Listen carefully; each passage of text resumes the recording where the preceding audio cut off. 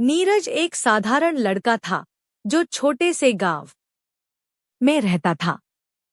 उसकी जिंदगी के दिन आम थे, लेकिन उसकी एक खास बात थी, वह कभी भी किसी भी रिश्ते में नहीं बंधा था।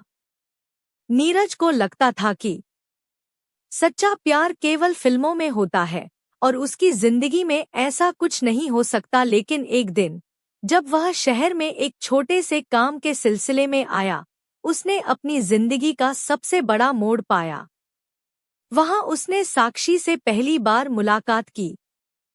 साक्षी एक आत्मविश्वासी और इंटेलिजेंट लड़की थी जो अपनी जिंदगी में पूरी तरह से व्यवस्थित थी। वह अपनी पढ़ाई और करियर में सफल थी, लेकिन प्यार के मामले में वह भी कुछ खास नहीं चाहती थी। नीरज ने उसे पहली बार देखा तो उसकी आंखों में एक अनजानी सी चमक थी। वह साक्षी के बारे में कुछ ज्यादा जानना चाहता था, लेकिन उसने कभी उसके बारे में बात करने की कोशिश नहीं की। एक दिन साक्षी से मिलने का मौका मिला जब वे दोनों एक ही कैफे में चाय पीने गए थे। तुम भी यहाँ? नीरज ने साक्षी से पूछा। साक्षी ने मुस्कुराते हुए कहा, हाँ, ये मेरा पसंदीदा कैफे है। तुम भी? हाँ, कभी कभी यहाँ आता हूँ, नीरज ने जवाब दिया। फिर थोड़ी देर बाद कहा, तुम्हारा नाम क्या है? साक्षी ने थोड़ी सी मुस्कान के साथ कहा, साक्षी। और तुम्हारा? नीरज, उसने कहा और मुस्कान के साथ बात की शुरुआत की। साक्षी और नीरज की मुलाकातों का सिलसिला बढ़ने लगा।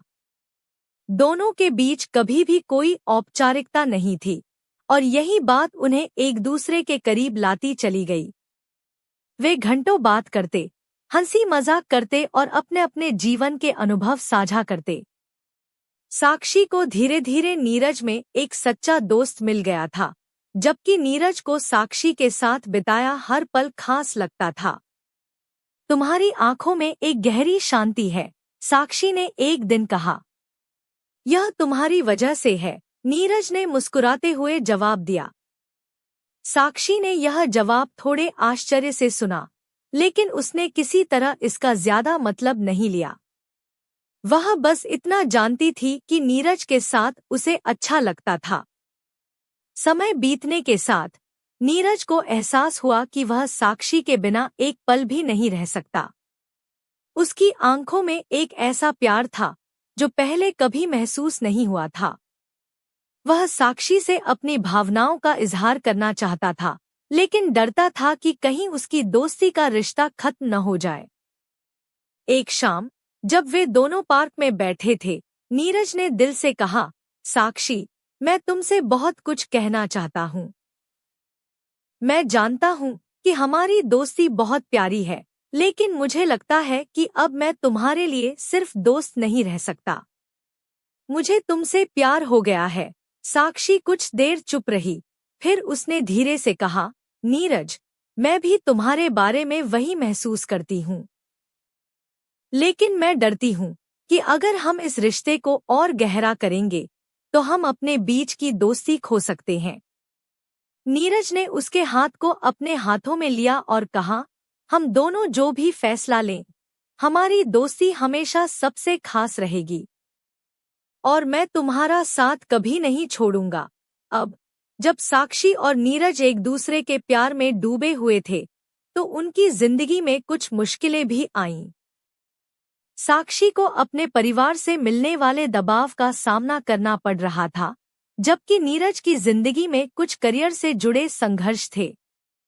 नीरज, मैं तुमसे बहुत प्यार करती हूँ, लेकिन मेरे परिवार ने मुझे एक खास दिशा में जाने की उम्मीदें लगाई हैं, साक्षी ने एक दिन कहा।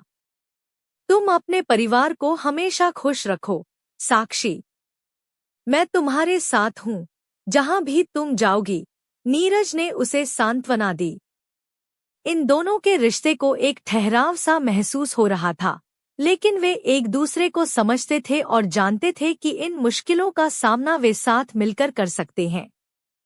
समय के साथ साक्षी और नीरज ने अपनी जिंदगी के रास्ते को एक साथ चुना। वे समझ गए थे कि रिश्तों में सिर्फ प्यार नहीं, बल्कि एक दूसरे के सपनों का भी सम्मान होना चाहिए। वे एक दूसरे की उम्मीदों को समझते हुए अपने अपने रास्ते पर चलने लगे।